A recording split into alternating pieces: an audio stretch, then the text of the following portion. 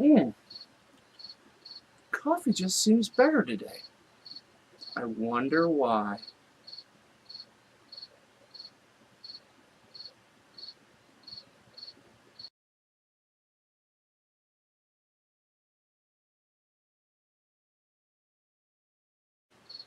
Hello, and welcome to another episode of The Guido Goes Off. So, let's go.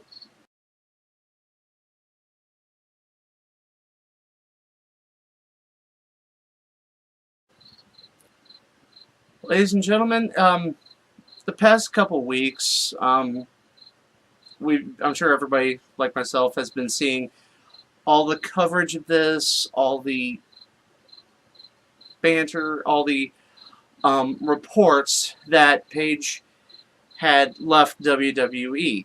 Um, there was, pretty much every, I want to avoid using the word dirt sheet, um, wrestling website had reported that she'd acquired legal representation, and that with Alberto Del Rio leaving, that was pretty much all but a done deal. It was all over, but the official announcement from WWE. Well, the official announcement came from Paige, and it was that she is not going anywhere. Paige tweeted out that she thanked the fans for their love and support, and also let everybody know that she is not leaving WWE. She did mention that she's working through that injury. It was reported prior to her suspension that she had been dealing with a back and shoulder injury, and that she is still in the process of working through that. She did not say exactly when she is returning to action.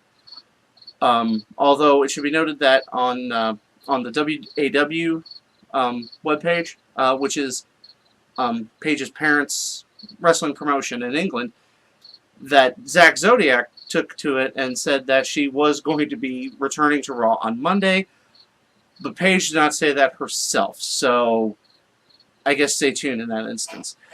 Another thing she addressed was the reason for her violation of the wellness policy, which led to a 30-day suspension.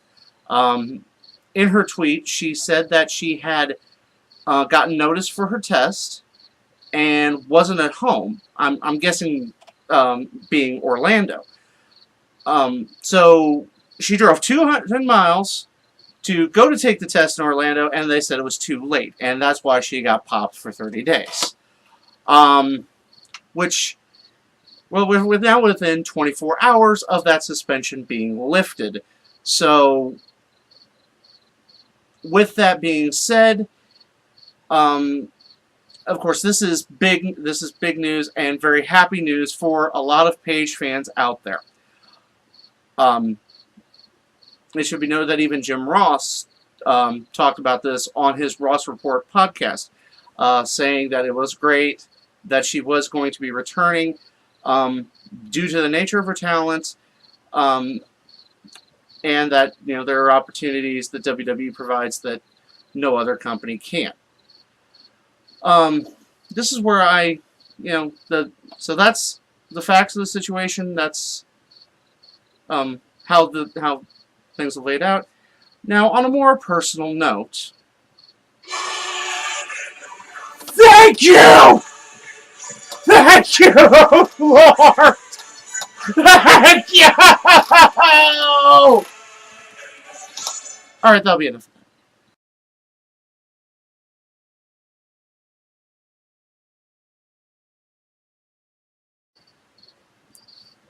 Ladies and gentlemen, also this week the Cruiserweight Classic drew to a close with the finale airing this past Wednesday on the WWE Network.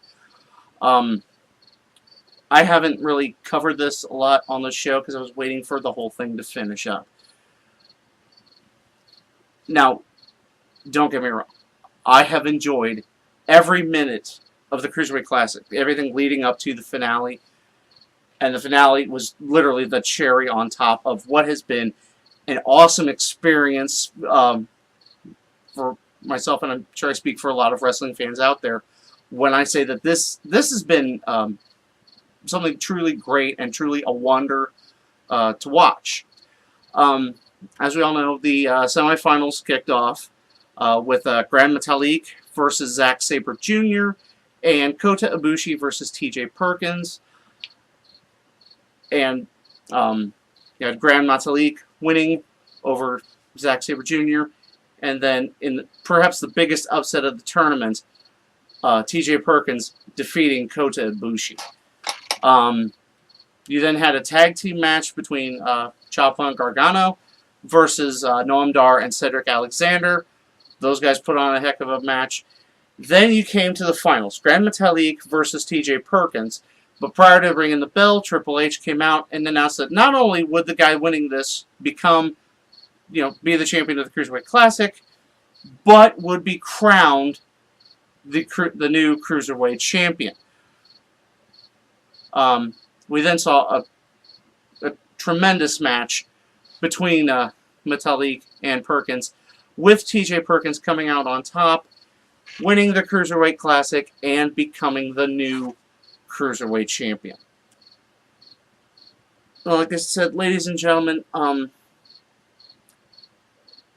this was, I would have to say, easily one of the best things WWE's put out in recent history. And this was just great from a wrestling fan standpoint.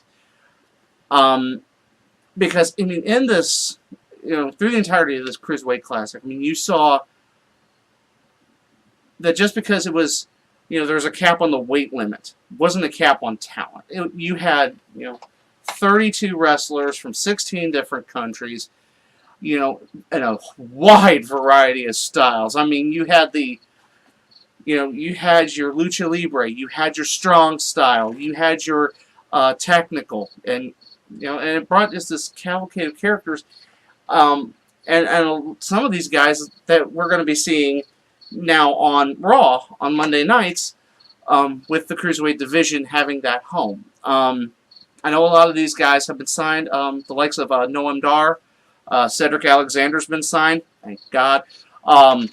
T.J. Perkins clearly signed. Gran Metalik, Jack Gallagher has been signed, and as well as Brian Kendrick having this big redemption story. I mean that in itself. I was a fan. I mean, I've been a fan of Kendrick. I actually got the chance to meet him. If you've been following me from the beginning on Twitter, my first Twitter icon was a picture of me with Brian Kendrick. It was at a wrestling event in 2009 while he was working for TNA. I got to meet him there. It was a great experience. Now, like I said, there's a lot of these guys that I had seen before. I mean, I've watched Ring of Honor a lot, so I knew about Cedric Alexander and how talented he was. Also, Kota Ibushi, well-known, well-established talent. Now, while there's these guys, and of course Kendrick, who's been great, and you consider this his last shot. And then there's guys I hadn't really seen. I mean, I had heard about Zack Sabre Jr. I'd heard about how tremendous he was in the ring. It was nice to finally be able to see it, and to be able to appreciate his, incredible wrestling. And I hope to see more from him in the future. I mean, he might not be in a WWE ring, but see more from him in the future. And also guys like Akira Tozawa, Gran Metalik, and see these, and then these guys that kind of came out of nowhere. The likes of Noam Dar, the likes of and Jack Gallagher, who's he's gonna be fun to watch.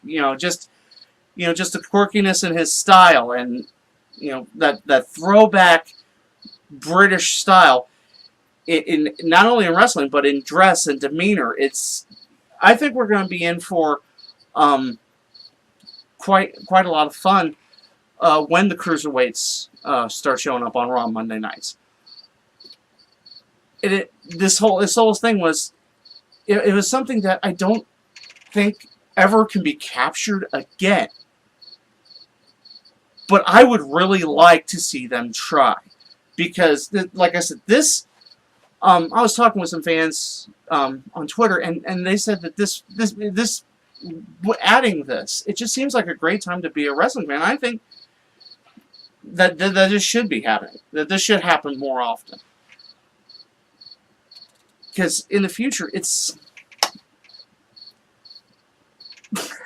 I may seem like I'm gushing about this, but it's true. This was actually quite an experience, and you know, this opened a lot of fans' eyes to a wide variety of styles, and they should do something like this more in the future.